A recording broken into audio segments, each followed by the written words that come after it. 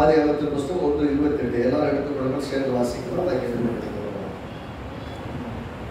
பின்பு தேவன் அவர்களை நோக்கி, நீங்கள் பழுகி பெருகி பூமியை நிரப்பி அதை கீழ்ப்படுத்தி சமுத்திரத்தின் மச்சங்களையும் ஆகாயத்து பறவைகளையும் பூமியை நடமாடுகிற சகல ஜீவ ஜந்துக்களையும் ஆண்டு கொள்ளுங்கள் என்று சொல்லி தேவன் அவர்களை ஆசீர்வதித்தார்.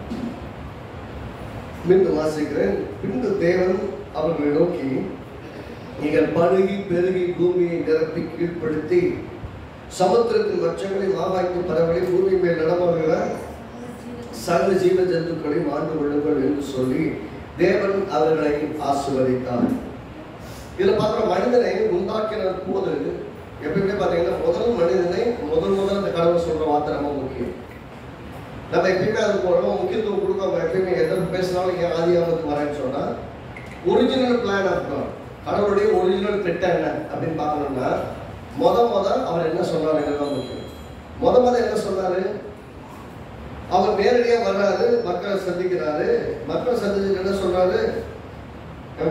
அவர் உண்டாக்கின மனுஷனை பார்த்துட்டு, நீ பருகி பெருகி பூமியை நிரப்பி அதை கீழ்ப்படுத்தி ஆண்டு கொள்ளுகிறார். ஏன் ஆண்டு கொள்ள சொல்றா? அது முந்தின வசனம் சொல்றது அவருடைய சாயலின்படி அவருடைய ரூபத்தின்படி சிருஷ்டித்தார். அவர் எப்படி பார்க்கிறார்? அவனை மனிதனாகி மனிதனை எப்படி சிருஷ்டித்திருக்காருன்னா தேவனை மாதிரி சிருஷ்டித்திருக்கார். அப்படி தேவன் எப்படி இருக்கிறாரோ அப்படி அவன் இருக்க வேண்டும் எதிர்பார்க்கிறார். நான் திரும்ப சொல்லிட்டு இருக்கேன், நாம தேவனை போல இருக்க வேண்டிய ஆளு, நம்ம தேவனை போல வாழ்றோம். நாம என்ன நினைச்சோம், என்னதான் நான் சாதாரண மனுஷங்க. அவர் எப்படி பார்க்கிறாரு? நம்மளை சாதாரண மனுஷன் பார்க்கல, தேவனுடைய பிள்ளைகள் பார்க்கிறார். நம்மளால எல்லாம் முடியும்னு பார்க்கிறார். ஆகவே கடவுள் பார்க்கிற மாதிரி நம்மளை பார்க்க தவறினால் நம்மளால ஒரு வெற்றியான வாழ்க்கை வாழ முடியாது. ஆகவே கடவுள் மாதிரி வாழணும். இல்லை சொல்லுங்க, எப்படி வாழணும்?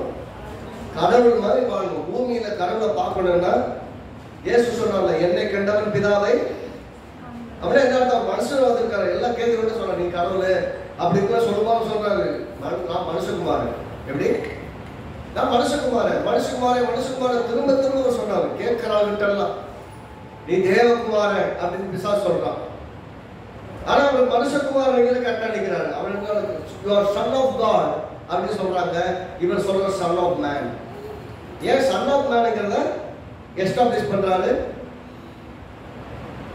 அதே 1:28 பார்க்கும்போது நீ சகலவற்றையும் சிருஷ்டித்துட்டு சொல்றாரு, நீ பருகி பெருகி பூமியை நிரப்பியதை கீழ்ப்படுத்தி ஆண்டு கொள்ள வேண்டும்.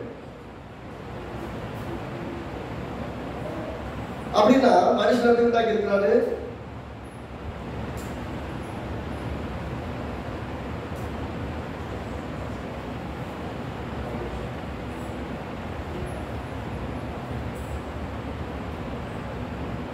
மனுஷன் எப்படி பார்க்கிறான்னு சொன்னா அவரை மாதிரி உண்டாக்கிட்டு அவரை மாதிரி அவன் வாழணும்னு எதிர்பார்க்கிறான். அதனால இயேசு கிறிஸ்து பூமியில வந்தப்போ என்னை கண்டவன் அவர் தேவகுமாரன் தான், தேவ சாயல் இருக்கிறவர் தான், மனுஷனா வந்திருக்கார் தான். அப்படி என்னை கண்டவன் பிதாவை கண்டான்னு சொல்றதுக்கு காரணம் அவர் தேவகுமாரனா இருக்கிறதுனால சொல்லல. ஒரு மனுஷன் எப்படி இருக்கணுமோ, ஒரு மனுஷன் எப்படி இருக்கணுமோ என்ன மாதிரி இருக்கணும்.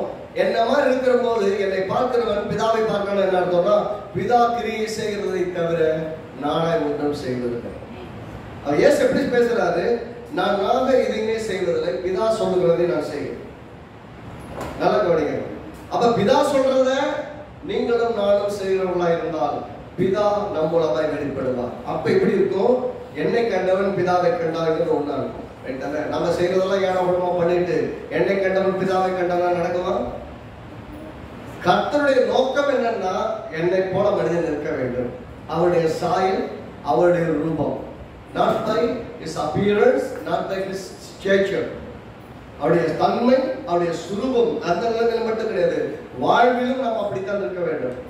அதான் கடவுளுடைய ஒரிஜினல் பிளான். அந்த ஒரிஜினல் பிளான் எங்கெல்லாம் மாறுதோ அங்கெல்லாம் ஒரு பெரிய மாற்றங்களை பார்க்க முடியும். இதுல 3 பகுதியை பார்த்துட்டோம். பழுக வேண்டும், பழுகுவதற்கு விதை வேண்டும், பழுகுவதற்கு என்ன வேணும்? விதை வேண்டும். பெருகுவதற்கு என்ன வேணும்? திறமை. கையில் என்ன இருந்ததோ அதை பெருக்கிறதுக்கு திறமை வேணும். 3வது நிரப்ப வேண்டும். நிரப்புவதற்கு என்ன வேணும்? கெப்பாசிட்டி வேணும், கொள்ளளவு வேண்டும். நமக்கு ஒண்ணுமே இல்லைன்னா நிரப்பவே முடியாது. கர்த்தர் நான் சொல்றேன், உங்கள் இருதயம் எவ்வளவு விசாலமா இருக்கிறதோ அவ்வளவுதான் தேவன் உங்களை நிரப்ப முடியும். உங்கள் எண்ணம் குறுகிய எண்ணமா இருந்தால் கர்த்தர் ஆண்டவரே 100 ரூபாய் கிடைச்சா போதும் ஆண்டவரே ஜெபம் பண்ண ஆரம்பிச்சீங்கன்னா 100 ரூபாய்க்கு மேல உங்களோட பணம் பெருசாகல. நீங்க எப்படி ஜெபிக்கணும், எப்படி விசுவாசிக்கணும்னா, ஆண்டவரே இந்த முழு உலகத்துக்கு நான் ஆசீர்வாதமா இருக்கணும். எப்படி ஜெபிக்கணும்? இந்த முழு உலகத்துக்கு நான் ஆசீர்வாதமா இருக்கணும். என் கை ஒரு வாய்க்காலை போல பயன்படணும். என்னை உங்களுடைய ஐஸ்வர்யத்தினால் நிரப்பும். இடப்படாமல் போக மட்டும் நிரப்பட்டா உங்களால எவ்வளவு கொடுத்தாலும் தாக்குற அளவுக்கு பெருசா இருக்கணும். உங்கள் மனசு பெருசா இருந்தா, விசுவாசம் பெருசா இருந்தா, உங்கள் ஜெபம் பெருசா இருந்தா, கடவுள் பெருசா கொடுப்பார்.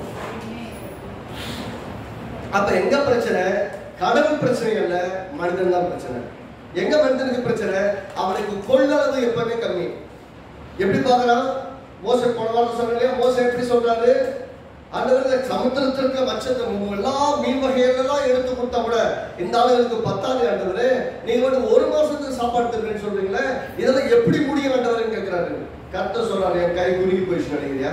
என்னால முடியாதுன்னு நினைக்கிறியா?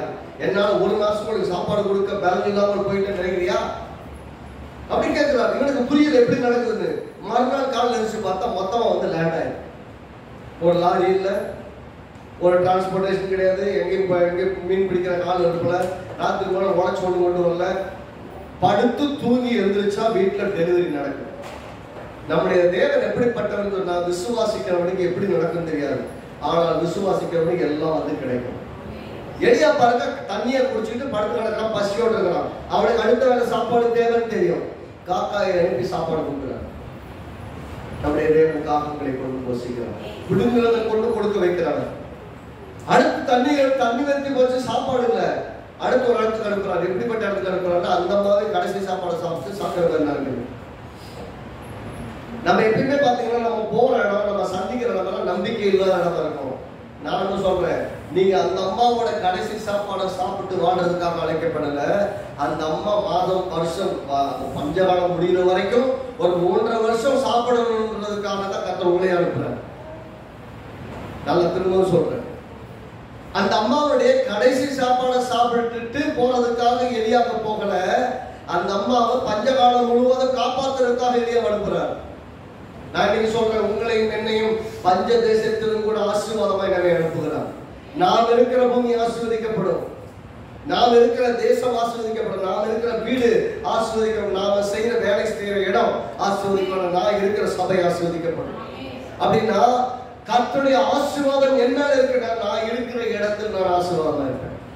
அப்படின்னா நிரப்புவதற்கு அதுவாக என்னுடைய இருதயம் விசாலமாக இருந்தால் மட்டும்தான் என்ன நேரம் நிரப்ப முடியும்.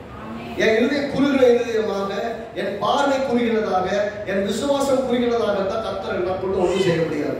என்னுடைய எண்ணங்களுக்கு தக்கதாகத்தான் என்னை ஆஸ்வதிக்க முடியும்.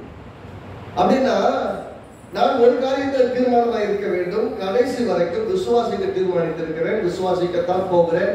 அற்புதங்களை அடையாளங்களை பார்க்கும் வரைக்கும் நான் விட்டு போவதில்லை என்பதில் உறுதியாக. இன்றைக்கு ரெண்டு காரியத்தை ஒன்றாக இணைத்து பார்க்க போகிறோம். கீழ்ப்படுத்தி ஆளுகை செய்வது. கீழ்ப்படுத்தி ஆளுகை செய்வதுன்னு சொல்லும் போது நிறைய சமயங்கள்ல நமக்கு வந்து அது புரியாத சில காரியங்களா இருக்கு. கீழ்ப்படுத்தின நிறைய பேர் என்ன நினைக்கிறாங்கன்னா, கணவன் மனைவி மத்தியில யார் நீ பெரிய ஆளா நான் பெரிய ஆளா? கீழ்ப்படுத்தினா பண்டாட்டில என் பேச்சதான் கேட்கணும். நல்ல கவனிக்கணும். ஆதியாகமம் 1:28 வாசிச்சோம். மீண்டும் எல்லாத்தையும் வாசிச்சு பாருங்க. எங்கேயாவது மனிதனை மனைவியை கீழ்ப்படுத்தி ஆண்டு கொண்டு போட்டிருக்கான் போல. ஆனா ஆதியாகமம் 3ஆம் அதிகாரத்துல பாத்தீங்கன்னா எப்படி சொல்லிருக்குது? ஆதியாகமம் 3ஆம் அதிகாரம் பாவம் வந்ததுக்கு அப்புறம்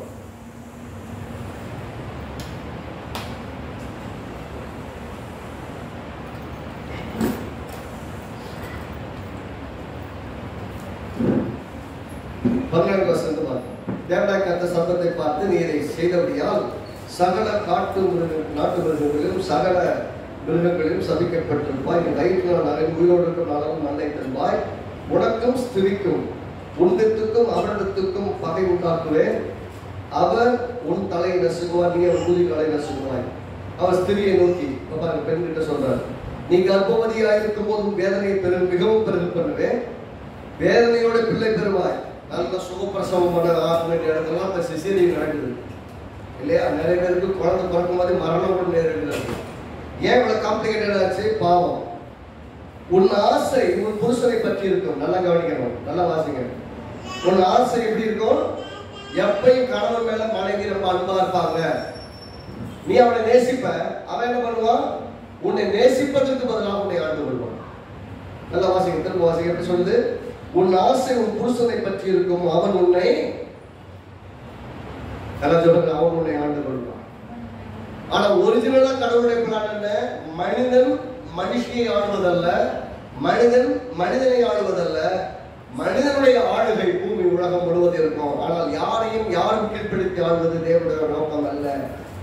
கணவன் மனைவி தான் ஒருத்தருக்கு மேல ஒருத்தர் டாமினேட் பண்றது கிடையாது. கணவன் மனைவியும் இருவரும் ஒரே மனிதனாக ஒரே சரீரமாக சிருஷ்டிக்கப்பட்டவர்கள். மனுஷியை மனுஷனிடத்திலிருந்து எடுத்திருந்தாலும் அவள் அவனை போலவே ஆவியை உடையவளாயிருக்கிறாள், அவனை போலவே ஜீவனை உடையவளாயிருக்கிறாள், அவனை போலவே மாம்சத்தை உடையவளாயிருக்கிறாள். அவனும் கிறிஸ்துவுக்கு உடன் பங்காளியாக இருக்கிறான். அப்ப பெண்ணு ஆளை விட கம்மியாயிட்டாங்க கிடையாது. ஆனா அப்படி பண்ணிட்டதுனாலதான் எப்ப பார்த்தாலும் போராட்டம். பாருங்க, எதுக்கு பழைய ஏற்பாட்டு காலத்துல பெண்கள் கவுன்சில் எடுத்துக்கல, பெண்கள் கணக்கு எடுக்க மாட்டாங்க. 5000 புருஷர்கள் சாப்பிட்டாங்க. அப்ப பெண்கள் அவ கணக்கிலே கிடையாது, குழந்தைய கணக்கிலே கிடையாது. எங்க பைபிள்ல இஸ்ரவேல் ஜனங்களுடைய கையெல்லாம் கணக்குகளிலே, இஸ்ரவேல் ஜனங்களுடைய கணக்குகளே பாருங்க, புதிய ஏற்பாடு வரைக்குமே பெண்கள் ஒரு முக்கியத்துவமான ஒரு பொருளாகவே பார்க்கப்படவில்லை. காரணம் என்ன? They are the source of sin அப்படிங்கிறதுனால, பாவம் அவர்கள் மூலமா தான் உண்டாச்சுங்கிறதுனால அவங்க என்ன போச்சுன்னா அவனை கணக்கே வைக்கல. ஏன்னா தேவன் சொல்லிட்டார், நீ எப்படி பண்ணுவ? அவனை நேசிப்பாய், அவன் என்ன பண்ணுவான்னு நேசிக்க மாட்டான்னு அந்த பண்ணுவான். நிறைய வீடுகளை பாரு, நான் சொல்றதை நீ கேளு, நான் சொல்றதை நீ கேட்கணும். அப்படியே நடக்குது இல்லையா? நான் சொல்றதை நீ கேட்டுட்டு போவாங்க. அப்படின்னு என்ன அர்த்தம்? ஒரு ஆண் என்பவன் பெண்ணை தனக்கு கீழான ஒன்றாய்த்தான் பார்க்கிறான். அவளும் என்னோடு கூட சேர்ந்து தேவனுடைய ராஜ்யத்தை சுதந்திரிக்கிறவள் என்று பார்க்கிறது. நாளைக்கு பரலோகம் போய் நிற்கும், நீங்க மட்டும் போய் நிற்பீங்க. பெண்கள் கைவிடப்பட்டவர்கள் கிடையாது. பெண்களா இருந்தாலும் ஆண்களா இருந்தாலும் இயேசு ஒருவர் எடுத்துக் கொள்வார். அப்படின்னா எல்லாருக்கும் ஒரு சம உரிமை. ஏனென்றால் ஆதியிலே தேவன் எப்படி சிருஷ்டித்தார்? மனிதனை சிருஷ்டித்தார். அவனை எப்படி சிருஷ்டித்தார்? ஆணும் பெண்ணுமாக சிருஷ்டித்தார். ஒரே மனிதன் தான் இருக்கிறான், ஆனா எப்படி இருக்கு? ஆணும் பெண்ணுமாக. அப்படின்னா சிருஷ்டிப்பிலேயே ஈக்குவலா தான் சிருஷ்டித்திருக்கிறார். சிருஷ்டிக்கப்பட்ட பின்பு ஒன்றிலிருந்து ஒன்றை எடுக்கிறார். நான் எப்படி கேட்கிறேன், உங்களிலிருந்து பிறக்கிற பிள்ளை ஆணா இருந்தா பெருசு, பெண்ணா இருந்தா சிறுசா? உங்களிலிருந்து பிறக்க குழந்தை தானே. ஆம்பளை பிள்ளைன்னா பெருசு, பொம்பளை பிள்ளைன்னா கம்மி, அப்படி கிடையாதுல்ல. அப்ப வீடுகள் எப்படி சொல்றாங்க? ஆம்பளை பிள்ளை தான் முக்கியம், பொம்பளை பிள்ளை முக்கியம் இல்லை. அப்படிங்கிற முக்கியத்துவம் எங்கே இருந்து வருகிறதுனால் மனிதன் பார்க்கிற பார்வையில் இருந்தாலும். இங்க கவனிக்கணும், சக மனுஷனை சக மனுஷியை ஆண்டு கொள்ளும்படி தேவன் சொல்லல, நீ பூமியை முற்றிலுமாய் ஆளுகை செய்ய வேண்டும் சொல்றாங்க. அப்படி ஆளுகை செய்யும் போது எல்லாரும் ஈக்குவலா ஆளுகை செய்யணும். பெண்ணும் ஆள வேண்டும், ஆணும் ஆள வேண்டும். ரெண்டு பேரும் சேர்ந்து ஆளுகை செய்ய வேண்டும். ஒருவரை ஒருவர் ஆளுவதல்ல, இருவரும் இணைந்து ஆள வேண்டும். எல்லாம் சொல்லுங்க, ஒருத்தர் ஆளுறது கிடையாது, எல்லாரும் இணைந்து ஆள வேண்டும். ஆகவே எப்போ கான்செப்ட் எந்த விதத்திலாகிலும் டாமினேஷன் மனதுநிலை வந்ததுன்னா அது கடவுளுடைய நிலை அல்ல, பாவத்தின் நிலையில் இருக்கிற மனிதனுடைய சுபாவம். மனிதனுடைய சுபாவம் என்னது? பாவத்தில் இருக்கிற மனிதனுடைய சுபாவம் தான் பெண்ணை ஆண்டு கொள்வது. எந்த மனிதன் பெண்ணை ஆண்டு கொள்ளும்படியான எண்ணத்தை உடையவனாக இருக்கிறானோ அந்த மனிதன் இன்றைக்கும் பாவத்தின் தன்மையின் சாயலாக இருக்கிறானுடைய கணவனை மனைவியை ஈக்குவலா நேசிக்கக்கூடிய மனநிலை இல்லாதவர்கள் இன்றைக்கும் அடிமை கடத்திருக்கிறார். அப்படின்னா என்ன பண்ணணும்?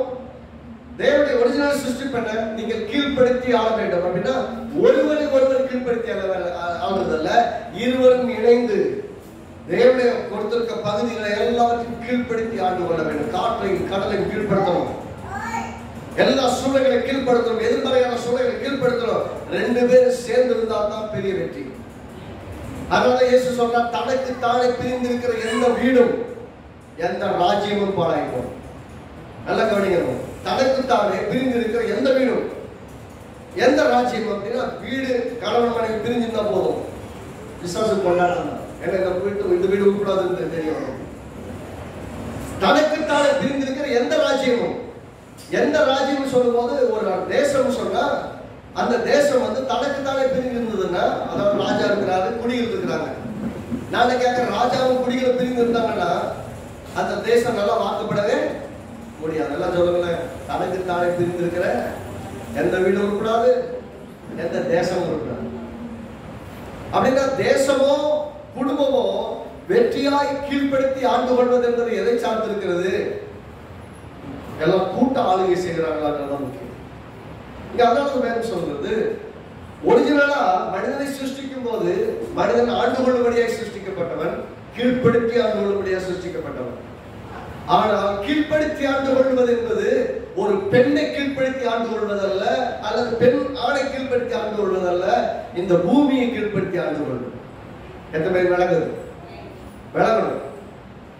ஆகவே நான் சொல்றத வீட்டுல கேட்கணும்னு நினைக்கிற எந்த ஆணும் தவறான, ஏனென்றால் அந்த ஆண் வந்து அந்த குடும்பத்தினுடைய தலைவன் என்கிற பொறுப்பில் இருக்கிறான். அவனுக்குரிய மரியாதை இருக்கிறது, அவனுக்குரிய அங்கீகாரம் இருக்கிறது, அவனை நேசிக்க வேண்டும், பராமரிக்க வேண்டும். ஆனால் யாரும் ஒருவர் ஆளக்கூடாது. ஆணை தூக்கி மிரட்டி வச்சுட்டு இருக்கிறது தப்பு, பெண்ணை மிரட்டி வச்சிருக்கிறதோ தப்பு. ஆக ரெண்டு பேரும் யாரும் ஒருத்தர் கீழ்படுத்தக்கூடாது, இருவரும் இணைந்து ஆள வேண்டும். அதுதான் தேவன். இருவரும் இணைந்து ஆள முடியும். அதனாலதான் தனக்குத்தானே பிரிந்திருக்கிற எந்த குடும்பம்னா, நான் சொல்றதை நீ கேளு, நீ சொல்றதை நான் கேளுக்கிட்டு இருந்தாங்கன்னா அந்த குடும்பம் நல்லா இருக்காது. நான் சொல்றேன், என்றைக்கு தேவனுடைய திட்டத்துக்கு கீழ்ப்படுத்திருக்கணும் அப்படி இருக்கணும். இயேசுவானவர் அப்படி கேட்கிறேன், இயேசு பிதாவுக்கு சமமா? பிதாவுக்கு சமமா? வேற அப்படிதான் சொல்லுது. அவர் பிதாவுக்கு சமமானதா இருந்தாலும் இயேசு தேவனுக்கு சமமா? அவன் சமந்தான். ஆனால் அவர் எப்படி பண்றார்? முடிவு வரைக்கும் கீழ்ப்படுத்திருந்தார். ஏனென்றால் அவர் பிதா, இவர் குமாரன். கடைசி வரைக்கும் பிதாவானவருக்கு குமாரன் கீழ்ப்படுத்திருந்தார். அப்படின்னு அர்த்தம், கீழ்ப்படுத்ததனால் இவர் ஆளாமல் போய்விடவில்லை, சகலவற்றையும் அவருக்கு கீழ்ப்படுத்தி இருக்கிறார். அப்படின்னு என்ன அர்த்தம்னா, தனக்கு பின்னாடி தன் பிள்ளைகள் ஆளுகை செய்கிறது. அதுபோல பிதாவானவர் இருக்கிறார், அவர் தம்முடைய மனுஷ சாயலை எடுத்துக்கொண்டு மனிதனாய் வந்தபடியால் அவர் தேவனாகவும் இருக்கிறார், மனுஷனாகவும் இருக்கிறார். மரித்தோடும் இருந்தவர்கள் தேவகுமாரன் என்பதை பலவாய் நிரூபிக்கப்பட்டிருக்கிறார்.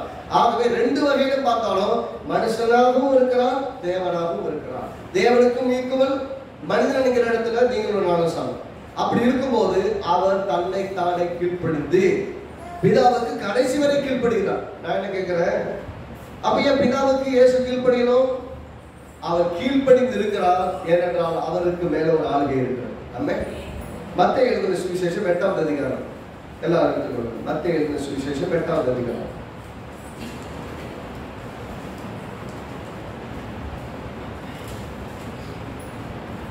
எட்டாவது வசனத்திலிருந்து வாசிக்கலாம். மத்தேயு எழுதின சுவிசேஷம் 8ஆவது அதிகாரம் 8ஆம் வசனத்திலிருந்து. 160 பிரதித்திரமாக, ஆண்டவரே நீர் என் வீட்டிற்குள் பிரவேசிக்க நான் பாத்திரனால, ஒரு வார்த்தை மாத்திரம் சொல்லும், அப்பொழுது என் வேலைக்காரன் சொஸ்தமாவான். நான் அதிகாரத்திற்கு கீழ்பட்டவனாய் இருந்தும் எனக்கு கீழ்பட்டிருக்கிற சேவகர் உண்டு. நான் ஒருவனை போகென்றால் போகிறான், மற்றவனை வா என்றால் வருகிறான். என் வேலைக்காரனை இதை செய்கிறான் செய்கிறான். இயேசு இதை கேட்டு ஆச்சரியப்பட்டு தமக்கு பிரிசல்களை நோக்கி, இஸ்ரவேலுக்குள்ளும் நான் இப்படிப்பட்ட விசுவாசத்தை நான் காணவில்லை என்று மெய்யாக உங்களுக்கு சொல்கிறேன். இயேசு கிறிஸ்துவுக்கு வந்து ஆச்சரியத்தை உண்டாக்கினது நம்முடைய விசுவாசம். எதனால விசுவாசம்? அவன் நல்ல கான்செப்ட் நல்லா புரிஞ்சு போச்சு. ஆடுறதுன்னா என்னன்னு புரிஞ்சு போச்சு. எப்படி புரிஞ்சு போச்சு?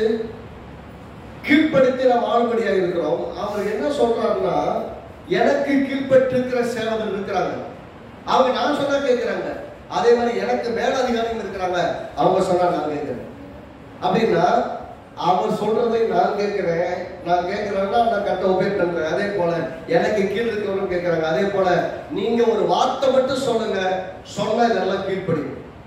நல்லா கவனிக்கணும்.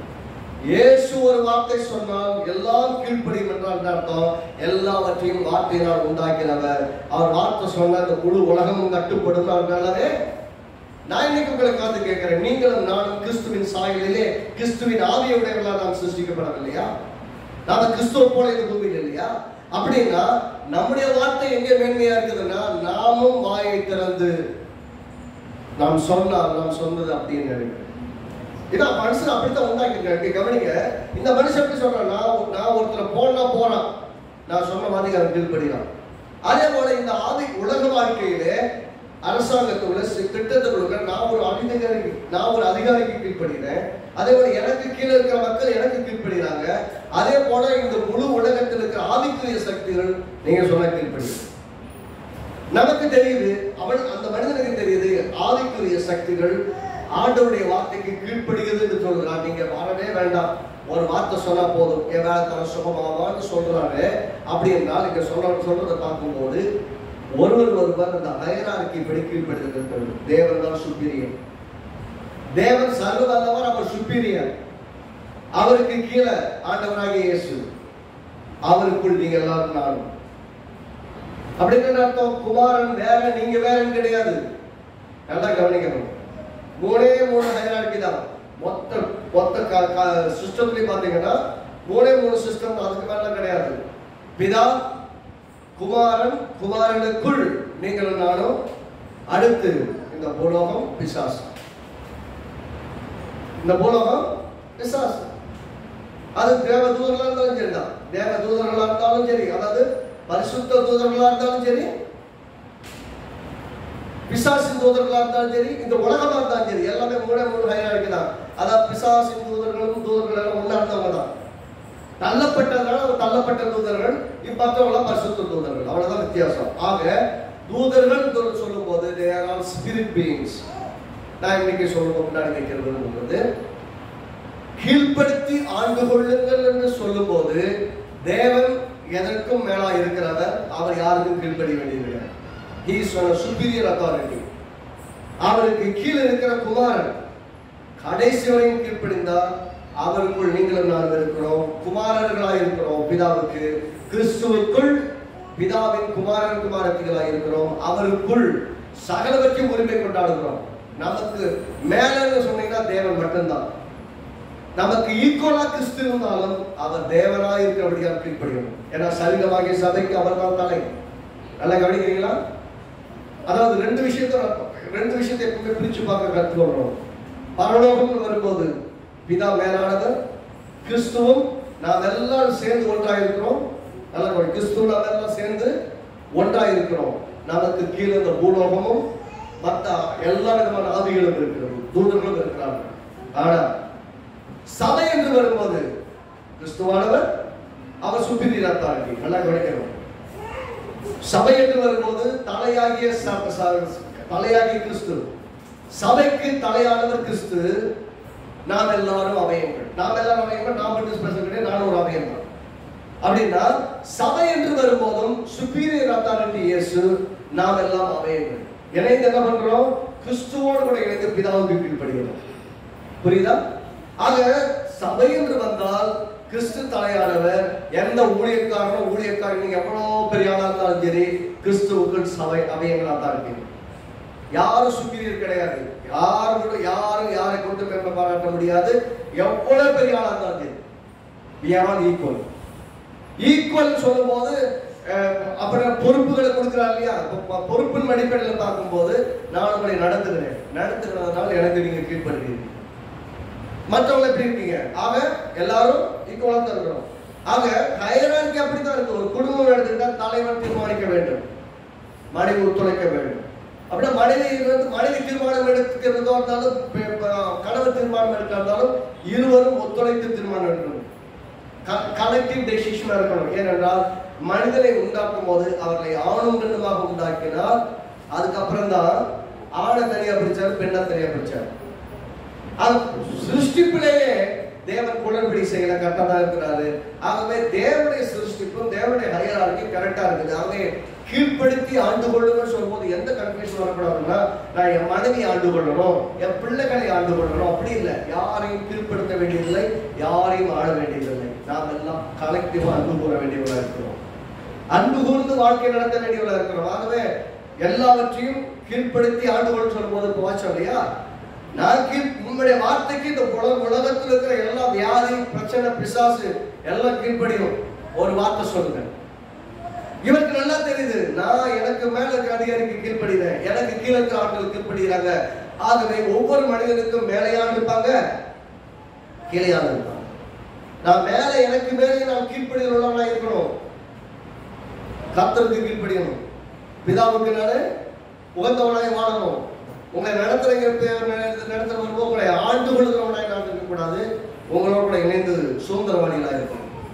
அப்படின்னு அர்த்தம். நீங்களும் சுதந்திரவாதிகள், நானும் சுதந்திரவாதி. அப்புறம் சுதந்திரிப்பதற்கு யாவரும் இணைந்து நடக்க நான் உங்களை விட நான் பெரிய ஆளா, என்னை விட நீங்க பெரிய ஆளா பேசுற நம்ம இது கிடையவே கிடையாது. ஆலயம் என்று வரும்போது தேவனாகிய கர்த்தர் தான் உயர்ந்தவர். சரீரமாகிய சபைக்கு தலையாக இருக்கிற கிறிஸ்துவோடு நாம் எல்லாம் அவயங்கள். நாம் எல்லாரும் கிறிஸ்துவுக்குள் ஒன்றாக இணைந்து பிதாவுக்கு கீழ்ப்படுகிறோம். அப்படின்னா பிதாவும் ஆளுகைக்கு பிதாவானவர் மட்டும்தான் ஆளுகைக்கு வெளியே இருக்கிறவர். குமாரனும் நீங்களும் நானும் எல்லாரும் ஆளுகைக்கு உட்பட்டவர்களாக இருக்கிறோம். ஆனாலும் இயேசு கிறிஸ்து என்பவர் நம்முடைய மீட்பராக இருக்கிறபடியால் அவர் ஆண்டவராய் நியாயந்திருக்க போகிற நியாயாதிபதியாய் சர்வ வல்லவராக இருக்கிறார். ஆமென். அவர் உயிரோடு எழுந்தபடியா அவர்தான் குமாரன் கிட்ட எல்லாம் நியாயந்திருக்கும் அதிகாரத்தை அவர்கிட்ட கொடுத்தாரு. ஏன் அதிகாரம் கொடுத்துட்டாரு? அவர் தான் உயிரை விட்டவர். அவருக்கு தான் தெரியும் எப்படி நியாயந்திருக்கணும். உயிரை கொடுத்தவரும் அவர் தான், பாதாளம் வரைக்கும் போனவர் அவர் தான், உயிரோடு எழுந்தவரும் அவர் தான். நியாயத்திற்கும் அதிகாரத்தை பிதா கையில் அல்ல, பிதா கையில் இருந்த போது நியாயப்பிரமாணம். இப்ப குமாரன் கையில் இருக்குது, அது கிருபையின் பிரமாணம். கிருபையும் சத்தியமும் கிறிஸ்துவின் மூலமாய் வந்தது. கிருபையும் சத்தியம் கர்த்தர் மூலமா வந்தது. நியாயப்பிரமாணம் யாரும் வந்தது? மோசே மூலமா. அவன் மோசே பிதாவானவருக்கு ஊழியம் பார்த்தான். மோசே பிதாவான தேவனுக்கு ஊழியம் பார்த்தான். ஆண்டவராகிய இயேசு கிறிஸ்து நாம ஊழியம் செய்கிறோம். அப்படின்னா இயேசு கிறிஸ்து என்ன ஊழியம் செய்யறோம்? கிருபையும் சத்தியமும். அதனால கிருபையை போதிக்கிறோம், சத்தியத்தை விளக்கி போதிக்கிறோம். அதே இது ரெண்டு விளக்கல் வாழ்க்கை இப்ப இருக்க கிறிஸ்துவ வாழ்க்கை புரியாது.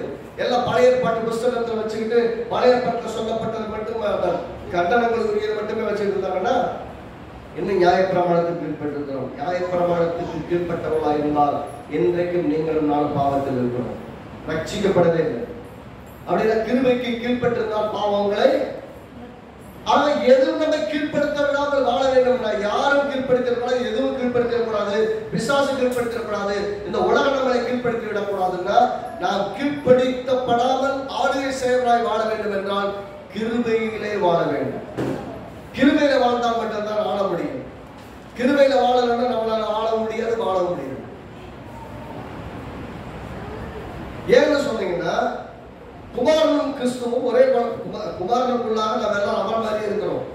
1 யோவான் 4 அதிகாரம் 1 யோவான் 4 அதிகாரம் 17 வசனம்.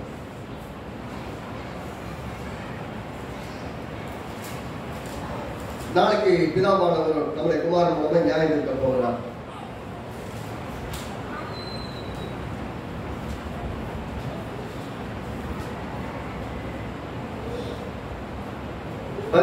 எல்லா இடத்துக்கும் சேர்ந்து வாசிப்போம். நியாய தீர்ப்பு நாளிலே நமக்கு தைரியம் உண்டாகத்தக்கதாக. என்னைக்கு தைரியம் வர்றதுக்கு? நியாய தீர்ப்பு நடக்க போகுது. அந்த நாள் நம்ம தைரியமா இருக்கணும்னா அன்பு நம்மிடத்தில் பூரணப்படுகிறது. ஏனென்றால் அவர் இருக்கிற பிரகாரமாகவே நாமும் உலகத்தில் இருக்கிறோம். எல்லாம் சேர்ந்து சொல்லுங்க. அவர் இருக்கிற பிரகாரமாகவே நாமும் இவ்வுலகத்தில் இருக்கிறோம். இயேசு எப்படி இருந்தாரோ அப்படியே நாமும் இந்த உலகத்தில் இருக்கிறோம்.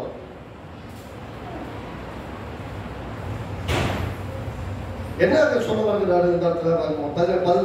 15ஆம் வசனம் பாருங்க. இயேசுவானவர் தேவனுடைய குமாரன் என்று அறிக்கை பண்ணுகிறவன் எவனோ அவனின் தேவன் இருக்கிறார். எத்தனை பேர் இயேசு தேவனுடைய குமாரன் அறிக்கை பண்றீங்க? அத்தனை பேருக்குள்ளும் தேவன் நிலைத்திருக்கிறார். அப்படின்னா தேவன் இல்லாம நீங்க இல்லை. தேவன் அவனில் நிலைத்திருக்கிறார், அவனும் தேவனில் நிலைத்திருக்கிறார். யோசிச்சு பாருங்க. யாரெல்லாம் இயேசுவை அறிக்கை செஞ்சு அறிக்கை பண்ணீங்க? பிதாவே இயேசு தான் மட்டும் நான் பாதியம் வரேன், என்னுடைய பிள்ளையாய் மாற்றி ஏற்றுக்கொள்ளுங்கள். பிதாவை நோக்கி விண்ணப்பித்தீர்கள். பிதாவானவர்களை ஏற்றுக்கொண்டால் நீங்கள் பிதாவுடைய பிள்ளைகளாக இருக்கிறீர்கள். ரைட்டா? அப்படிதானே? அப்ப பிதாவுடைய பிள்ளைகளாய் மாறினதுக்கு அப்புறம் நீங்க பிதாவிற்கு வெளியே இல்லை, பிதாவுக்குள்ள இருக்கிறீர்கள். அதனால நீங்க வேதம் என்ன சொல்றது? இயேசு கிறிஸ்து எப்படி இருந்தாரோ அப்படியே நீங்களும் நானும் இருக்கிறோம். அவன் நியாய தீர்ப்பு நாளில் தைரியம் நமக்கு உண்டாயிருக்கிறது. ஏனென்றால் குமாரனை போலவே நாமும் இன்றைக்கு இருக்கிறோம். நான் தைரியமா போய் பிதா கிட்ட என்னால் நிற்க முடியும். ஏனென்றால் அவருடைய அன்பு எனக்குள் பூரணப்பட்டு இருக்கிறது. என்ன அர்த்தம்? His perfect love is working in us. அதனால அப்போஸ்தலனாகிய பவுல் சொல்கிறார், வருத்தமோ பசியோ துன்பமோ நாசமோசமோ நிகழ்காலமோ பட்டயமோ வேற எந்த சிருஷ்டியானாலும் நம்முடைய கர்த்தராகிய இயேசு கிறிஸ்துவின் பிதாவினுடைய அன்பிலிருந்து என்னை பிரிக்க மாட்டாதுன்னு நிச்சயித்திருக்கிறது. என்ன வேணா வரட்டும், வாழ்க்கையில கஷ்டம் நஷ்டம் இழப்புகள் போராட்டம் பலவீனம் நோய்வாய்ப்படுறது பட்டினிகள் நிந்தைகள் அவமானங்கள் என்ன வேணா இருக்கட்டும், எதுவா இருந்தாலும் என்னை பிதாவிடத்திலிருந்து பிரிக்க மாட்டாதுன்னு நிச்சயமா இருக்கிறது. ஏன் அப்படி சொல்ல முடியுதுன்னு சொன்னீங்கன்னா, அவர் இயேசு கிறிஸ்து என்கிற ஒருவருக்குள் இருக்கிற என்ற நிச்சயத்தில் இருக்கிறார். அவருடைய அன்புக்குள் பூரணப்பட்டிருக்கிற என்ற நிச்சயத்தில் இருக்கிறார். அதனால் அவர் அன்பிலிருந்து எதுவும் அவரை பிரிக்க முடியாது என்ற நிச்சயத்தில் இருக்கிறார். நமக்கு அந்த நிச்சயம் இருந்ததென்றால் நாமும் அவரோடு கூட சேர்ந்து இந்த பூலோகத்தில் ஆடுகிறவர்களாக இருப்போம். மூன்றாவது 1 யோவான் 3வது அதிகாரம் 2வது வசனம் தான். 1 யோவான் 3:2. பிரியமானவர்களே, இப்பொழுது தேவனுடைய பிள்ளைகளாக இருக்கிறோம். எல்லாம் சொல்லுங்க, எல்லாம் சேர்ந்து சொல்லுங்க சத்தமா. இப்பொழுது தேவனுடைய பிள்ளைகளா இருக்கிறோம். எத்தனை பேர் தேவனுடைய பிள்ளைகள்? ஆமென் சொல்லுங்க. நாம் தேவனுடைய பிள்ளைகளா இப்பொழுது இருக்கிறோம். இனி எவ்விதமாக இருப்போம் என்று இன்னும் வெளிப்படவில்லை. இது எப்படி இருக்க போறோம் உங்களுக்கு தெரியாது. எப்படி ஆகும் தெரியுமா? தெரியாது. ஆனா ஒண்ணு தெரியும், இயேசு கிறிஸ்து இருக்கிற பிரகாரமாகவே இருக்க போகிறோம். இயேசு கிறிஸ்து மறுரூபமாகி காட்டினார். அங்கே பிதாவானவர் அவர் முன்னாரு. எலியா வந்து பேசினாரு, எலிசா மோசே வந்து பேசுற மாதிரிலாம் பார்த்தாங்கன்னு சொன்னார். அவர் மறுரூபம் அடைந்த போது பயங்கர பிரகாசம் ஆயிட்டார். நான் கேட்கிறேன், ஒரு எப்படி இருப்போம் தெரியாது. சில முன் உதாரணங்களும் முன் அடையாளங்களும் வேதத்தின் மூலமாக காட்டப்பட்டிருக்கு. அப்படி வண்ணமாக இருப்போம். மறுரூபம் அடையும் போது இயேசு எப்படி இருந்தாரு? கூடவே இருந்தாலும் அடையாளம் கண்டுபிடிக்க முடியும். சீசரோட ஒரு சீசரோட நடந்து வந்தார். அவங்களால கண்டுபிடிக்கவே முடியல. எப்போ அவர் அப்பம் விட்டாரோ அப்பதான் அவங்களால அடையாளம் கண்டுபிடிச்சிருக்கு. அதே மாதிரி மறுரூபம் அடைந்த இயேசு எப்படி வந்தாரு? அடைக்கப்பட்ட வீடு இருந்தது, ஆனா வீட்டுக்குள்ள வந்து நிற்கிறாரு.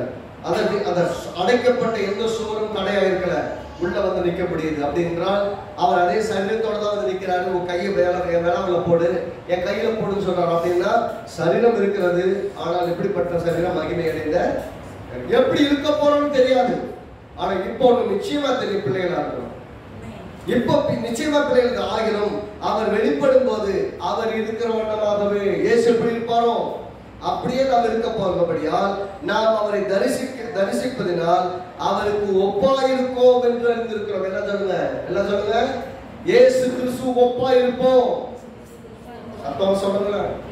இந்த சத்தியம் உள்ள போகலன்னா வாழ்க்கை ஒண்ணு அனுபவிக்க முடியாது. இந்த பூலோகத்திலும் அவர் வரும்போது அவரை மாதிரியே இருப்போம். இந்த பூமியில் அவரை மாதிரிதான் வாழணும். அவர் சொன்ன காற்றும் கடலும் கீழ்ப்படுகிறது. அவர் சொன்ன பிசாசுகள் ஓடுகிறது. அவர் சொன்ன சமுத்திரம் ரெண்டாய் பிளக்கிறது. இறையாடு அமைகிறாருன்னா இதை கேட்குது. அவர் வாயை திறந்து சொன்னா எங்கேயோ கிடைக்கிற மீனெல்லாம் வந்து மலைக்குள்ள ஏறிக்குது. ஏனென்றால் அவர் சொல்லும் போது எல்லாம் கீழ்ப்படுகிறது. எல்லாம் சொல்ற எல்லாம் கீழ்ப்படுகிறது. நீங்களும் நானும் சொன்னாலும் கீழ்ப்படியும். திரும்ப சொல்றேன், நாம என்ன நினைக்கிறோம்? நான் சொல்றேன் நடக்காது. நான் சொல்றேன், நீங்க சொன்னா நடக்காதுன்னு சொன்னா நீங்க சொன்னதுதான் நடக்குது.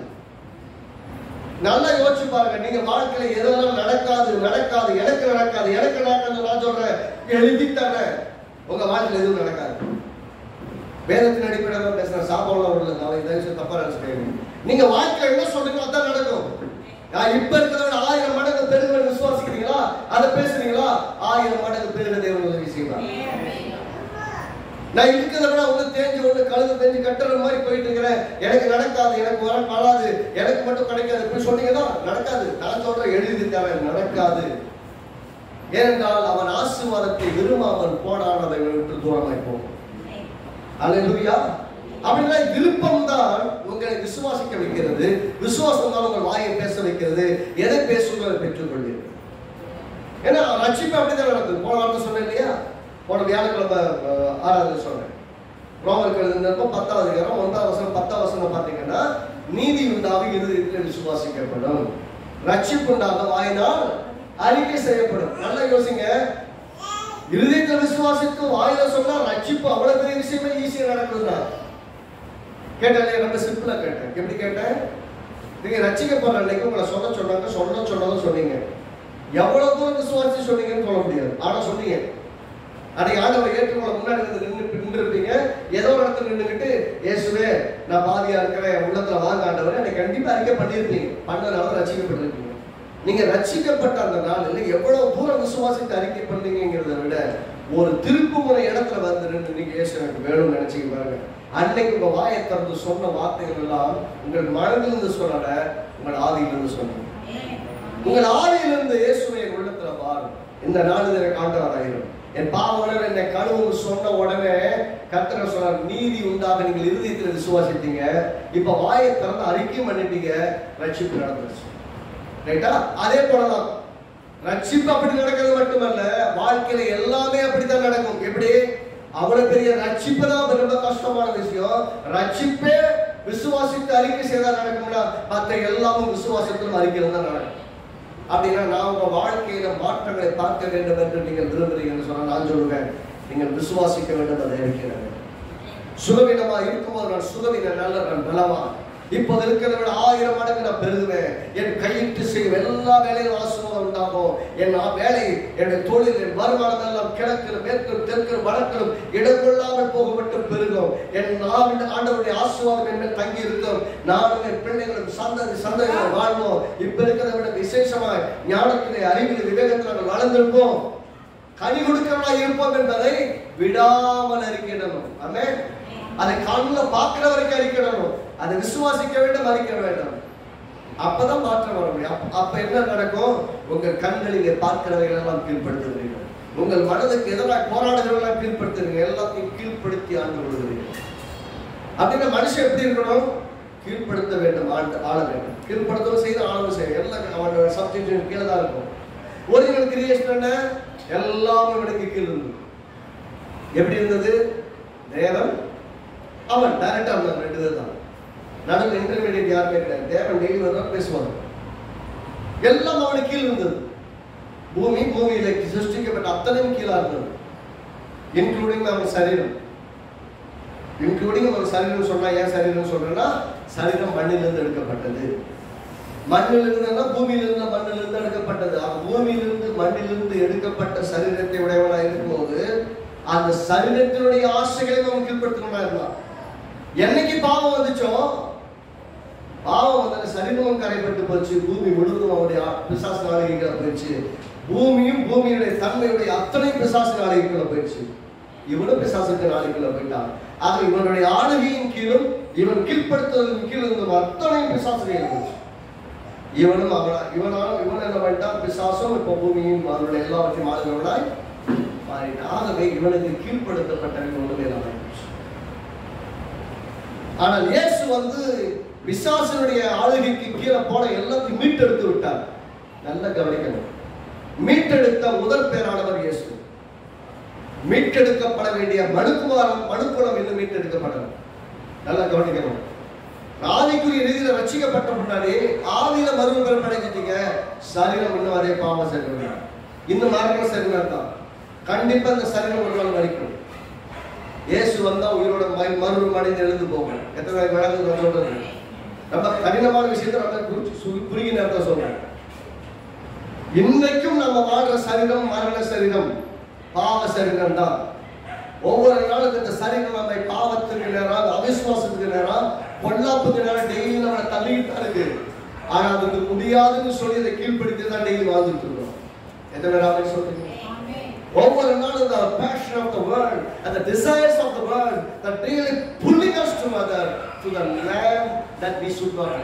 எந்த இடத்துல வாழக்கூடாது அங்க நேரம் நம்மளை தள்ளிட்டு தான் இருக்கு.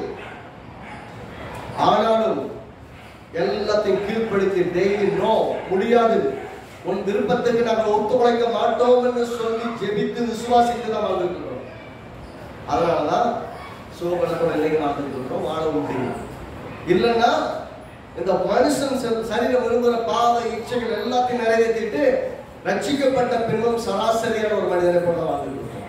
ஆவிக்குரிய ரட்சிக்கப்பட்டிருக்கோம், சரீர பிரகாரமாக மிகப்பெரிய தோல்விக்குரிய மனிதர்களாக மனம் புதிதாக சரீரமும் மறுரூபம் அடையும், நாமும் மறுரூபம் அடையும். கவனிக்க, இவர் சொல்றாரு, இப்ப இருக்கிறது குமாரனாகிய கிறிஸ்துவை போலவே இருக்கிறோம். இனி இருக்க போறது எப்படி இருப்போம்னு எங்களுக்கு தெரியாது. ஆனா ஒண்ணு நல்லா தெரியும், அவர் வரும்போது அவர் எப்படி இருப்பாரோ அப்படியே நாம் இருக்க போகிறோம். அப்படின்னா அவரையும் நம்மையும் வித்தியாசப்படுத்தி வேதம் பேசவில்லை. இயேசுவும் நீங்களும் வேற கிடையாது. அவர் இயேசுவானவர் முந்தின பலனானவர், நாம் எல்லாம் பிந்தின பலனானவர்கள். அவருக்குள் நாம் எல்லாம் இருக்கிறோம், அவருக்குள் நாம் பிழைக்கிறோம், அவருக்குள் நாம் வாசிக்கிறோம். அவரே ஆராதனைக்குரியவர். இந்த ஆலயத்தில் நடக்கிற எல்லா ஆராதனையும் சரீரமாகிய சபைக்கு தலையா இருக்கிற இயேசுவுக்கு ஆமென். அவர் ஆராதனைக்குரியவர். ஆனால் அவருக்குள் நாம் எல்லாம் படைத்துக் கொண்டிருக்கிறோம், அவருக்குள் எல்லாம் நாம் வாழ்ந்து கொண்டிருக்கிறோம். ஆகவே நம்ம எப்படி இன்டர் கனெக்ட் ஆகிற விஷயத்துல நம்ம தெரியணும். இந்த இயேசு வந்து எல்லா வேலையும் இயேசு எப்படி செஞ்சார்? வார்த்தையினால நடப்பித்தார். நல்லா பாருங்க, இயேசு பாருங்க, எல்லா நோய்களை, எல்லா வியாதிகள் எல்லாத்தையும் தொடர்ந்தாங்க, எல்லாம் பண்ணாரு. ஆனா பாத்தீங்கன்னா எல்லாத்தையும் வார்த்தை கொண்டுதான் செஞ்சாங்க. அப்படின்னா இயேசுவுக்கு ஒரு புது சிஸ்டம், நமக்கு ஒரு புது சிஸ்டம் கிடையாது. ஆதி முதல் ஒரே சிஸ்டம் தான், வார்த்தை.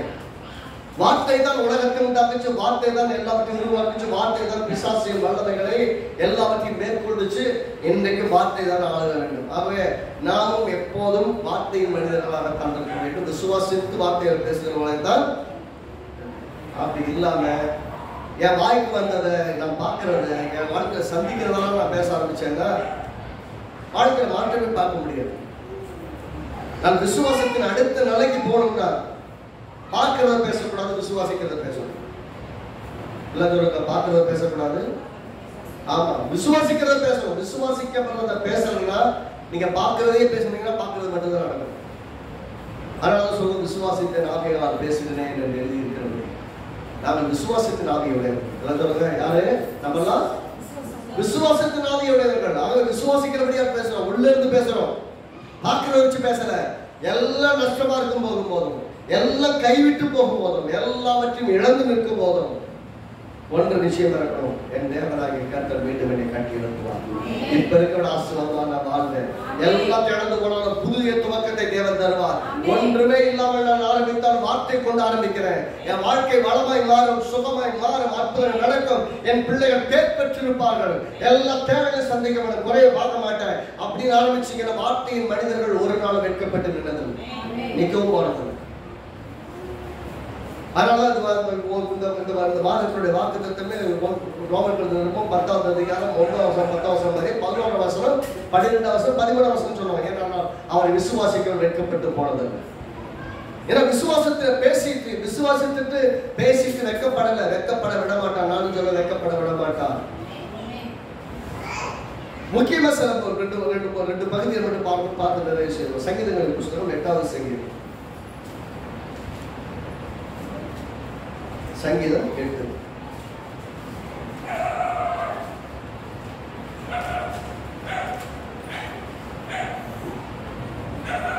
தாவீது வந்து இந்த சங்கீதத்துல அவன் சிருஷ்டிப்பை குறித்து ஆச்சரியமாய் பார்த்து சொல்றான். எப்படி சொல்றான் பாருங்க.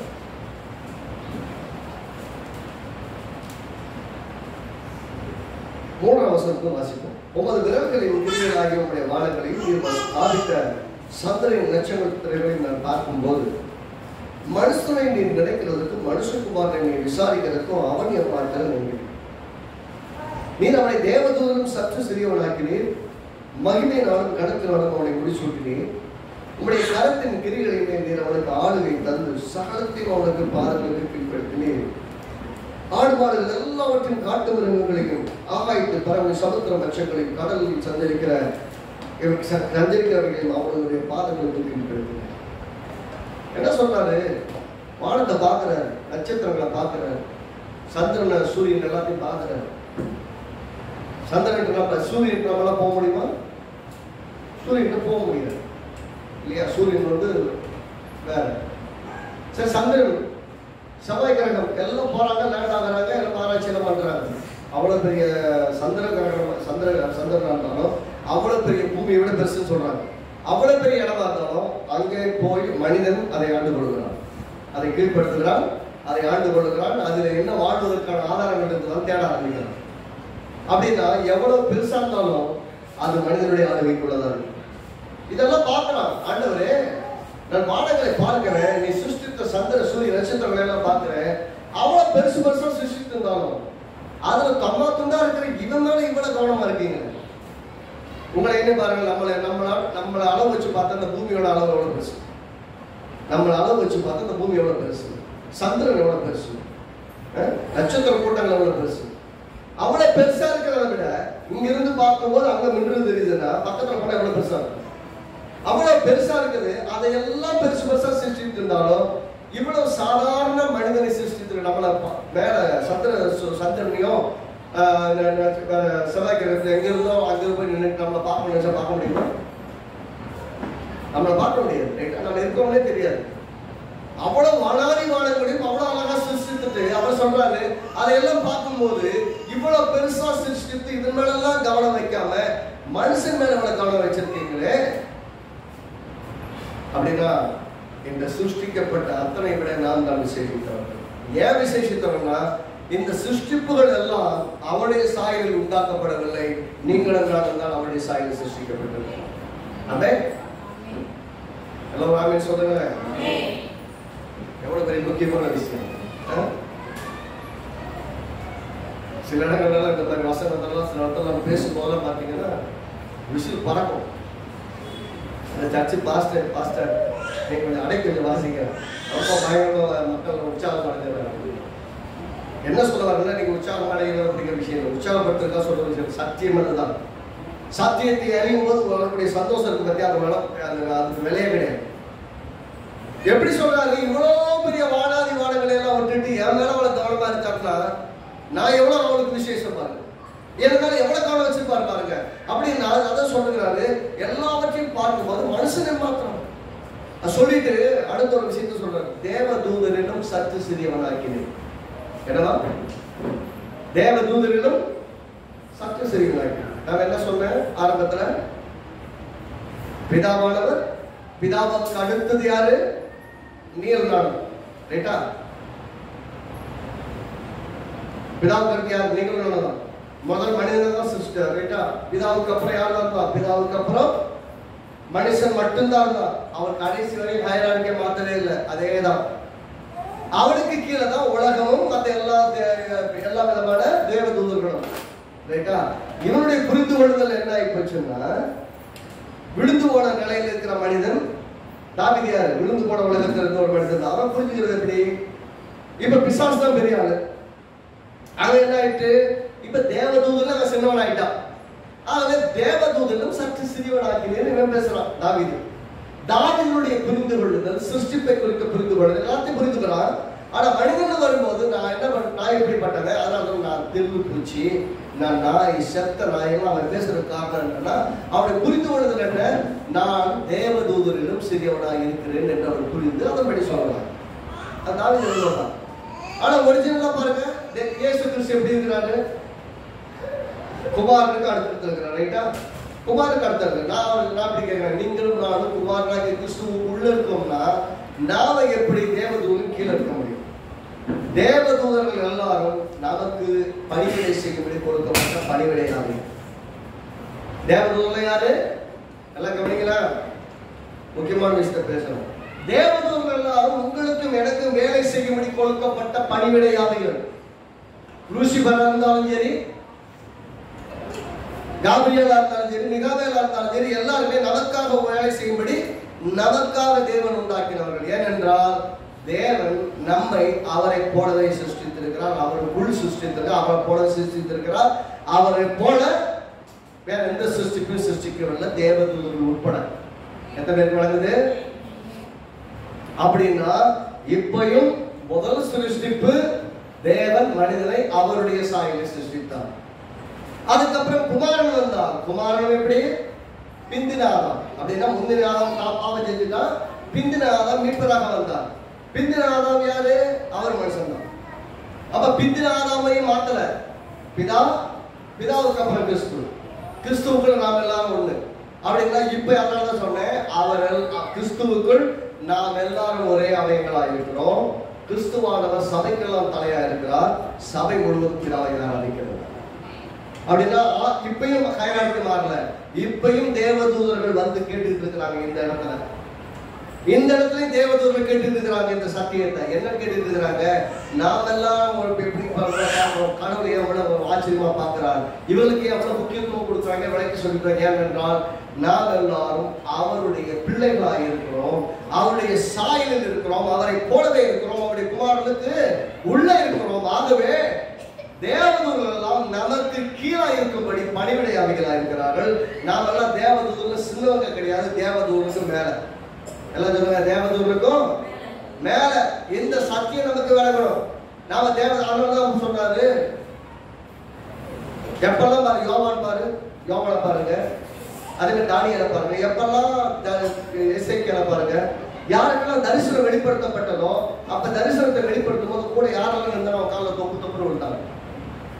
யோவான் பாருங்க, போய் காலில் போய் விழுந்தான் தேவதூதன் காலில். அவன் சொல்றான், என்னை தொழுது கொள்றாரு, பிதாவை தொழுது, நானும் உன்னோடு கூட சேர்ந்து அவரை தொழுது கொள்கிறவனே, என்ன கும்பிடாத, நான் கும்பிடப்பட வேண்டியவர்கள், கும்பிடப்பட வேண்டியவரே, ஆராதிக்கப்பட வேண்டியவர் அவரே. ஒவ்வொரு முறையும் நீங்க எல்லாம் பைபிள்ல பாருங்க, பைபிள்ல எல்லா இடத்துலயும் பாருங்க, எல்லாத்தையும் எடுத்து வழக்கு சொல்லுங்க. அதுல என்ன சொல்றேன்னா, நாம் பிதாவானவருக்கு மட்டும் கீழ்படுத்திருக்க வேண்டியவர்கள், மற்ற எல்லாம் நமக்கு கீழ்பட்டு இருக்கிறது. நாம் அதனை ஆளுகை செய்து கொண்டிருக்கிறோம். அல்லேலூயா. அப்ப ஆளுகையின் கீழ்படுத்தணும். நான் கீழ்படுத்துகிறேன் என்ற உணர்வு இல்லாவிட்டால் ஆள மாட்டீங்க. எனக்கு எல்லாம் இது கீழ்பட்டு உங்களால் ஆள முடியாது. நான் சொல்றேன், உங்கள் பலவீனமோ வியாதியோ சரீரமோ சரீர போராட்டமா எதுவா இருந்தாலும் உங்களுக்கு கீழ்பட்டிருக்கிறது.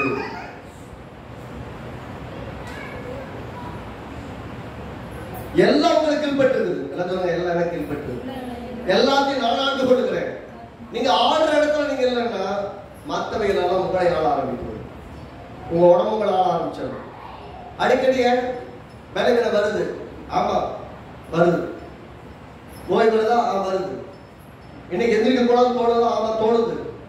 முடியாத அப்படின்னு சொல்லிட்டு படுத்துன்னு தோணுது, ஆமா தோணுது. ஆடாத ஒவ்வொரு முறையும் முடியாது என்று சொல்லி அதை ஒவ்வொரு நாளும் ஜெயித்து கொண்டுதான் வாழ்ந்து கொண்டு, அதுக்கு அது விருப்பத்துக்கு நான் வாழ்ந்துட்டேன் ஆரம்பிச்சுட்டேன்னா நான் எதை செய்யணும் அதை செய்ய முடியாது, செய்ய விட மாட்டான். ஒவ்வொரு நாளும் காலையில் எந்திரிக்கும் போது எழுந்திருக்க முடியாது, அவ்வளவு பலவீனங்கள் இருக்கும். அதை பொருட்டாக எண்ணினால் வாழ முடியாது, செய்ய முடியாது. ஒவ்வொரு நாளும் ஜெயித்து வாழ்ந்து கொண்டிருக்கிறோம். அல்லேலூயா. ஜெயிச்சதுனால நீங்க வந்து உட்கார்ந்துருக்காங்க. உடம்பு சொல்ல முடியாதுன்னு போக வேண்டாம், நீங்க ஓய்வு எடுக்கலாம்னு சொல்லும். ஏன்னா நீங்க உடம்பு ஒத்து வரல, நீங்க ரெஸ்ட் எடுக்கலாம்னு சொல்லும். இன்னைக்கு தேவைகள் பெருசா இருக்காத பார்க்கலாம்னு சொல்லும். இன்னைக்கு நிறைய வரவுக்காரங்க இருக்காங்க, அவங்களை திருப்திப்படுத்தணும்னு சொல்லும். என்றைக்கு தேவனை திருப்திப்படுத்தாத ஒரு வாழ்க்கையோ அந்த வாழ்க்கை சிறப்பான வாழ்க்கையாவே இருக்காது. இன்றைக்கு ஆராதனைனால ஆராதிக்கப்பட வேண்டியவராக, அவர் தான் source of all the blessings. அவரை தேடாம என்னால நிச்சயமானதே முடியாது. அவரை விட்டுட்டு நான் என்ன பண்ண போறேன்? முழு உலகமுமே கூட இருக்கலாம், கர்த்தரை கூட இருந்தா தான் வெற்றி. என் கூட கர்த்தர் இல்லாம கூட வெற்றி ஒன்று பெருசா பார்க்க முடியாது. எல்லாம் நிறைய பேர் இருப்பாங்க. 1000 பேரை கொண்டு யுத்தம் செய்வதல்ல, ஆண்டவரோடு கூட சேர்ந்து யுத்தம் செய்யும். அதுதான் முக்கியம்.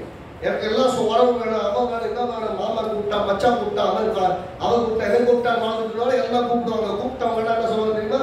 ஒரு நாள் வரும், எல்லாம் கையெழுத்து தனியா நிற்பாங்க. கர்த்தர் தான் அப்பயும் கூட நிற்பாரு. என்ன லேட்டா புரிஞ்சுக்கிட்டு அப்ப ஆரம்பிப்பீங்க, நீங்க ஆரம்பிக்க வேண்டிய டிலே ஆகும். கர்த்தரை கடைசி வரைக்கும் கூட வச்சிருக்கிறத வெற்றியான வாழ்க்கை. இங்க கவனிங்க, ரெண்டு விஷயத்த இன்னொரு வசனத்தை வாசிக்கிறவங்க இங்க சொல்றாரு, எல்லாம் எனக்கு கீழே இருக்குது, எல்லாம் எனக்கு கீழே இருக்குது, எல்லாம் எனக்கு கீழே இருக்குது. என்ன சொல்லுங்க? சகலமும் எனக்கு கீழ்பட்டு இருக்குது. எபிரேயர்கள் நிறுவனம் 2வது அதிகாரம், எபிரேயர்கள் நிறுவனம் 2வது அதிகாரம் 5வது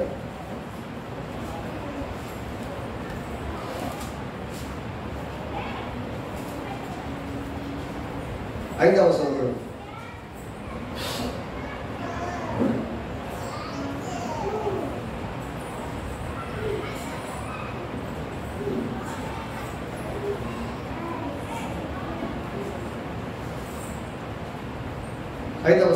சேர்ந்து வாசிக்கலாம்.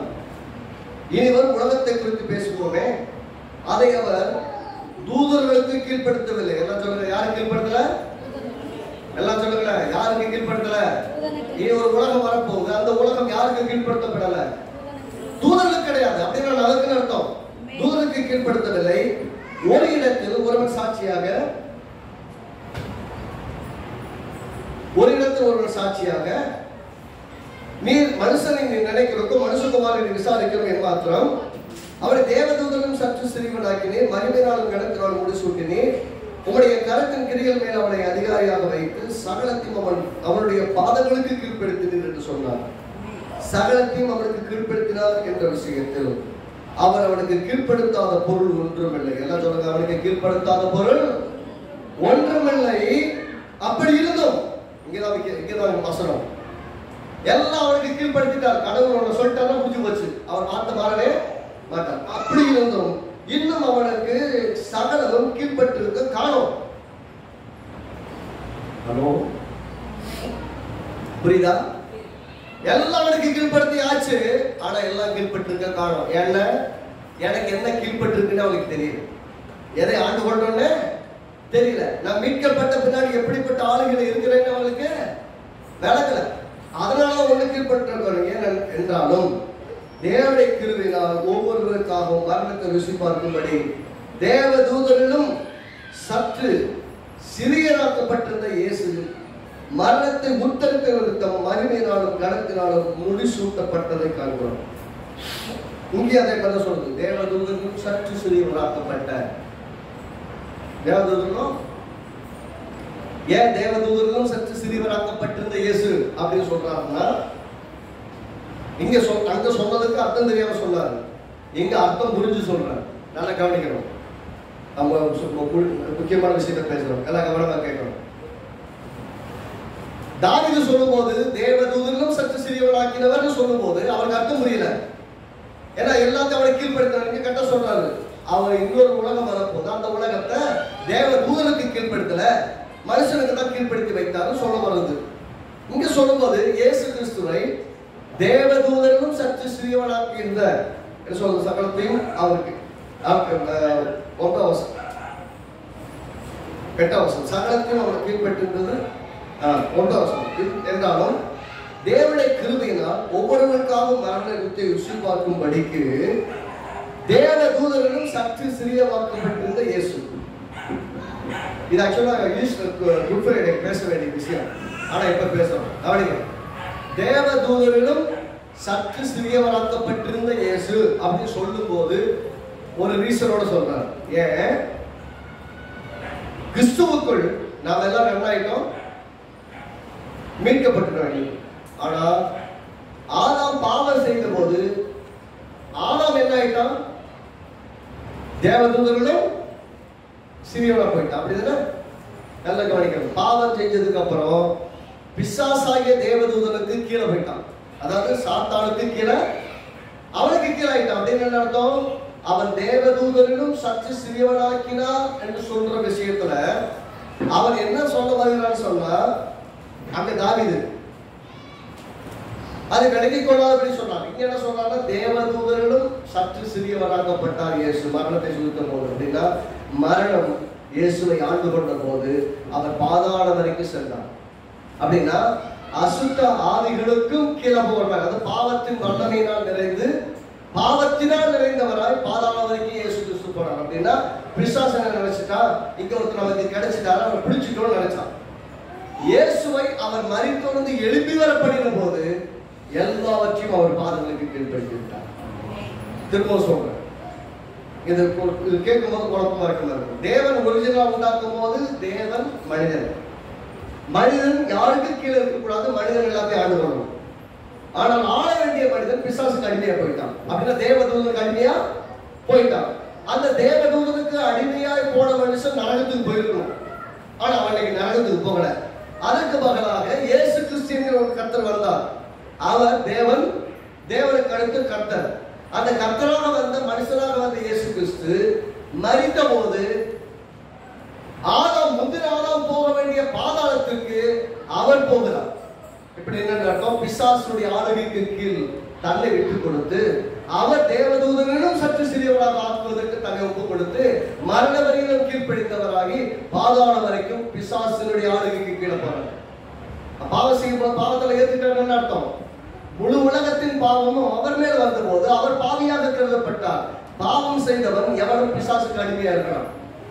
அப்ப இயேசு கிறிஸ்து எந்த இடத்துக்கு போயிட்டாருன்னா, மனித முழு மனுவர்க்கத்தின் சார்பாக பாவத்தை ஏற்றுக்கொண்டதுனால பாதாள வரைக்கும் போகக்கூடிய ஒரு இடத்துல வந்து இயேசு கிறிஸ்து நிற்கும் போது என்ன ஆயிட்டாருன்னா, பிசாசானவன் தேவ தூதன், முந்தின தூதன், பழைய தூதன், விழுந்து போன தூதன், அந்த விழுந்து போதனோட தூதனுடைய கீழே வரக்கூடிய ஒருவராய் மாறிவிட்டார். இப்ப பாதாளத்துக்கு போயிட்டார். அப்போ அடுத்த சொல்றாருங்க, என்றாலும் ஒன்றாம் வசனம் எபிரேயர் 2:9 என்றாலும் தேவனுடைய கிருபையினால் ஒருவருக்காக மரணத்தை ருசி பார்க்கும்படி தேவதூதரிலும் சற்று சிறியவராக்கப்பட்டிருந்த மரணத்தை ருசி பார்ப்பதற்காக தேவதூதரிலும் சற்று சிறியவராக ஆக்கப்பட்டிருந்த அவர் ஆகல ஆக்கப்பட்டிருந்த அப்படி ஆனதான் அவனுக்கு கீழே போக முடியும். இப்ப பாவத்தினுடைய எல்லா தன்மையை சுமந்து கொண்டு பாதாள வரைக்கும் போன தலைவரை இயேசுவை பிதாவானவர் மரித்தோடு உயிரோடு எழுப்புகிறார். இப்ப எழுப்பினதுக்கு அப்புறம் இவர் சகலவற்றையும் கீழ்ப்படுத்தி விட்டார். எவன் எந்த பிசாசு இயேசுவை பிடித்து வைத்துக் கொண்டு தனக்கு கீழாக்கி விட்டே நினைச்சானோ, எந்த முழு மனிதர்க்கத்தையும் பிடித்து வைத்து கீழாக்கி கொண்டு நினைச்சானோ, எல்லாத்தையும் கீழ்ப்படுத்திட்டே நினைச்சானோ, அவன் மீது இயேசு கிறிஸ்து ஆளுகிறார். அவருக்குள் நாம் எல்லாரும் சேர்ந்து ஆளுகிறோம். அல்லேலூயா. அப்படின்னா அங்க சொல்லும் போது அவருடைய புரிந்து கொள்ளுதல் தேவதூதன் சற்று சிறியவனா இருக்கிறார் அப்படின்னு சொன்னார். இப்படி எடுத்துக்கலாம், பாசிட்டிவா எடுத்துக்கலாமே. அவனுக்கு சத்தியம் வழங்கி ஆவியான ஒரு உதவியோடு கூட இன்னைக்கு அவன் தேவதூதன் சற்று சிறியவனா இருக்கிறாங்கிற மாதிரி சொல்லியிருந்தாங்க. கடைசி வரைக்கும் யாரும் தேவதூதன் சற்று சிறியவராக ஆகவில்லை. இயேசு கிறிஸ்து மட்டும்தான் பாதாள வரைக்கும் சென்று தேவதூதனை சிறியவர் ஆகிறதுக்காக மனுஷன் மனிதனாய் வந்து மரணத்தை ருசித்து பாதாள வரைக்கும் நீங்கள் நான் பாதாள வரைக்கும் பாதாள வரைக்கும் போவதற்காகவே மனுஷகுமார் தேவனும் ஒவ்வொருவருக்காகவும் மரணத்தை ருசி பார்க்கும் படிக்கு தேவதூதனும் சற்று சிறியவராக்கப்பட்டிருக்கிறது. மரணத்தை ருசிக்கணும்னா ஜீவாதிபதி மரணத்தை சந்திக்கும். அவனால சாவாமை உள்ள தேவன் சாவின் சரீரத்தை தெரிந்து கொண்டார். சாதனத்துக்காகவே வந்தார். மரணத்தை ருசிக்கிறதுக்காக வந்தார். தேவதூதனும் சற்று சிறியவராக ஆகி நாம இருந்த இடத்துக்கு அவர் வந்து நம்மளை தூக்கிட்டு வரக்காக வந்தார். அவர் அப்படி வரல, அவர் அப்படி ஆக்கப்பட்டார். நான் கேட்கிறேன், நாம எங்க இருக்கக்கூடாதுன்னு அங்க தூக்கிட்டு வந்தோம், அங்கே போறதுக்கு நம்ம மறுபடியும் தீர்மானிக்கிறோம். எல்லாம் நமக்கு கீழ்பட்டிருக்கிறது. ஏதாவது சொல்றாங்க அப்படி இருந்தோம். 8ஆம் வசனத்தில் பின்பற்றி சொல்றது சகல பக்தத்தின் கீழ்படுத்தினார் என்ற விஷயம் பெறும். அவனுக்கு கீழ்படுத்தாத பொருள் ஒன்றும் இல்லை. அப்படி இருந்தோம். இன்னும் அவனுக்கு சகலமும் கீழ்பட்டிருக்க காணோம். பார்க்க முடியல. ஏன் பார்க்க முடியல? எனக்கு எல்லாம் கீழ்பட்டிருக்கிற வெளிப்பாடை பெற்றுக்கொண்ட விசுவாசிகள் ரொம்ப பாருங்க. பாங்க, உங்களுக்காக நான் ஜெபம் பண்றேன், உங்களுக்காக நான் உபவாசிக்கிறேன், உங்களுக்காக நான் தடை விடுறேன், உங்களுக்காக உங்களை வந்து பார்க்கிறேன், உங்களை பேசுறேன், இப்படி சொல்றவங்களை தான் நம்ம பிடிக்கும். அப்படிப்பட்ட மக்கள் எப்படி இருக்காங்க? ஆவிக்குரிய வாழ்க்கையில வளராத மக்கள். அவங்களுக்கு என்னதான் வேணும்? ஒரு ஆள் வந்து ஜெபம் பண்ணணும், ஒரு ஆள் வந்து விசாரிக்கணும், ஒரு ஆள் வந்து தடவை கொடுக்கணும். இப்படியே நடப்பில் இருக்கிறனால என்ன விசுவாசிக்கிற? நான் தேவனோடு உறவாடி கொண்டிருக்கிறேன். எனக்கும் தேவனுக்கு மத்தியில் உறவு இருக்குது. நான் ஆழ்ந்து கொண்டிருக்கிறேன். கிறிஸ்துவுக்குள் ஆழ பிறந்திருக்கிறேன். யார் என்கிட்ட வந்தாலும் வராட்டாலும், யார் கேட்டாலும் கேட்காவிட்டால் நான் ஆளுகிறேன். எல்லாவற்றையும் கீழ்படுத்துகிறேன், ஆண்டு கொள்கிறேன். இயேசுவின் நாமத்தில் ஒவ்வொரு நாள் காலையிலும் உங்க விசுவாச ஜெபத்துல ஆள ஆரம்பிச்சிட்டீங்கன்னா ஆழ ஆரம்பிக்கிறேன். திரும்ப சொல்றேன், அப்படிதான் முக்கியமான விஷயம் சொல்லும் போது எல்லாம் நடக்கும். சொல்றேன், திரும்ப கவனிங்க. ஒவ்வொரு நாள் காலையில உங்கள் ஜெபத்தில விசுவாசத்தில அறிக்கை நீங்கள் ஆள ஆரம்பிக்கிறீங்கன்னா ஆழ ஆரம்பிக்க வேண்டியது. ஆடுறீங்களா அழுறீங்களாங்கிறது எப்படி இருக்குதுன்னா, நீங்க வாயில விசுவாசத்தோட என்னத்தை பேசுறீங்க, ஜெபத்துல என்ன பேசுறீங்க, வாழ்க்கையில என்ன பேசுறீங்க, எல்லாம் எதிர்மறையா இருக்கும் போது நீங்கள் யார் என்பதை அடையாளப்படுத்துறீங்களா? ஒவ்வொரு நாளும் நீங்கள் ஆளுகிறீர்கள் என்று சொன்னால் காலம் என்ற லிஸ்ட் இருக்க மாட்டீங்க, நீங்கள் ஆளுகிறீர்கள். எல்லாம் அவனுக்கு கீழ்பட்டிருக்கா காரணம். நான் சொல்றேன், எல்லாவற்றையும் கீழ்படுத்தி இருக்கிறான்னு சொன்னா கீழ்படுத்தி இருக்காரு தான். ஆனா கீழ்படுத்தப்பட்டதான் காரணம் என்ன அர்த்தம்? பிரச்சனை தான். எபிரேயர் 1ஆம் அதிகாரத்துல